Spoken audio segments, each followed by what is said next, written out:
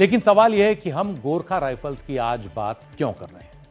इसकी एक वजह यह है कि जून 2022 से जब से सेना में अग्निपथ स्कीम शुरू हुई है, नेपाली गोरखा जवान सेना में भर्ती नहीं हो रहे हैं।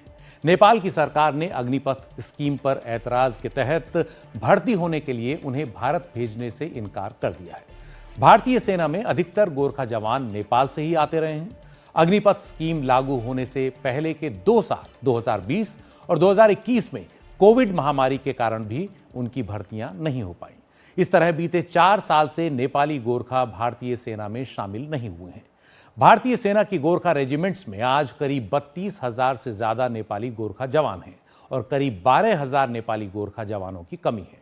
और इसकी बड़ी वजह है अग्निपथ स्कीम पर नेपाल को ऐतराज है। हालांकि भारत नेपाल से गोरखा जवानों की भर्ती की इजाजत देने का अनुरोध कर चुका है, लेकिन नेपाल की दलील है कि अग्निपथ स्कीम से 1947 में भारत, नेपाल और ब्रिटेन के बीच हुए त्रिपक्षीय समझौते का उल्लंघन हुआ है। इस समझौते के तहत नेपाल के गोरखा जवानों को भारत और ब्रिटेन की सेनाओं में शामिल होते रहने की इजाजत दी गई थी। उनकी सेवा शर्तें इसके तहत तय हुई थी और नेपाल का मानना है कि अग्निपथ स्कीम से इन सेवा शर्तों का उल्लंघन हुआ है। त्रिपक्षीय समझौते के तहत 6 गोरखा रेजिमेंट आजाद भारत को मिली और 4 गोरखा रेजिमेंट ब्रिटेन की सेना को। जो गोरखा रेजिमेंट ब्रिटेन के हिस्से में आई थी, उनके जवानों को यह विकल्प दिया गया था कि वो चाहें तो ब्रिटेन की सेना में जाएं या भारत की सेना में। तब सिर्फ 4,000 गोरखा जवान ब्रिटिश आर्मी के साथ गए। ये गोरखा जवानों के साथ भारत के साथ प्यार और अपनेपन की एक मिसाल है जो आज तक कायम है। लेकिन अब इसके रास्ते में नई अड़चन आ गई है। थल सेनाध्यक्ष जनरल उपेंद्र द्विवेदी बीते साल नवंबर में जब नेपाल के दौरे पर गए तो नेपाल के सेना प्रमुख के साथ उन्होंने इस अड़चन को दूर करने की कोशिश की। उन्होंने नेपाल के थल सेनाध्यक्ष से आग्रह किया कि वो भारतीय सेना में नेपाली गोरखा जवानों की भर्ती फिर शुरू कराएं, जो महामारी के दौर से रुकी हुई है।